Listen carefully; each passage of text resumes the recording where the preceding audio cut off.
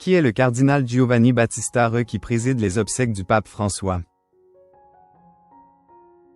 Ce samedi 26 avril, la messe des funérailles du pape François est présidée par le cardinal Giovanni Battista Re. Mais qui est cet homme d'Église qui jouera un rôle important lors de cette cérémonie? Moins d'une semaine après son décès à l'âge de 88 ans le 21 avril dernier, le pape François est inhumé ce samedi 26 avril. C'est sur le parvis de la basilique Saint-Pierre que les obsèques se déroulent avant que le cercueil du souverain pontife ne soit transféré à la basilique Sainte-Marie Majeure, en plein cœur de Rome, pour son inhumation.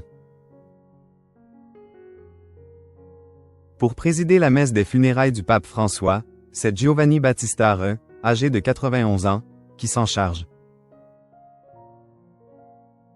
Mais, qui est ce cardinal qui a une place majeure au cours de cette cérémonie et qui pourrait avoir également un rôle central dans la désignation du prochain successeur du pape François?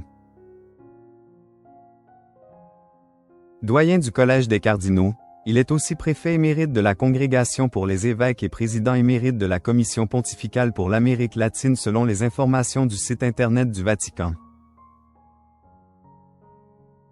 Ancien diplomate, il a longtemps joué un rôle de premier plan en tant que préfet de la Congrégation pour les évêques, en charge de sélectionner les évêques du monde entier, d'après la Croix. Giovanni Battista Re, retour sur le parcours du doyen des cardinaux. Né le 30 janvier 1934 à Borno, en Italie, Giovanni Battista Re a été ordonné pour le diocèse de Brescia le 3 mars 1957. Il est également titulaire d'un doctorat en droit canonique de l'Université pontificale grégorienne de Rome. À Brescia, il a enseigné au séminaire avant d'être vicaire et d'entrer au service diplomatique du Saint-Siège. Il a ensuite été affecté au Panama et en Iran, avant d'être rappelé à la secrétairerie d'État, où il a été le secrétaire personnel de l'archevêque Giovanni Benelli. En 1979, il est nommé assesseur. 8 ans plus tard, il est nommé secrétaire de la Congrégation pour les évêques et archevêques titulaires de Vescovio, recevant la consécration épiscopale le 7 novembre. Puis, en 1989, il est nommé substitut de la secrétairerie d'État, poste qu'il occupe pendant 11 ans. C'est ensuite le 16 septembre 2000, que le Saint-Père l'a nommé préfet de la Congrégation pour les évêques et président de la Commission pontificale pour l'Amérique latine.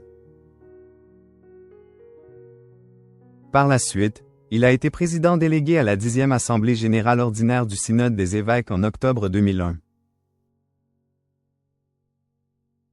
Du 13 au 31 mai 2007, il a été président de la 5e Conférence générale de l'épiscopat latino-américain, à Aparecida, au Brésil.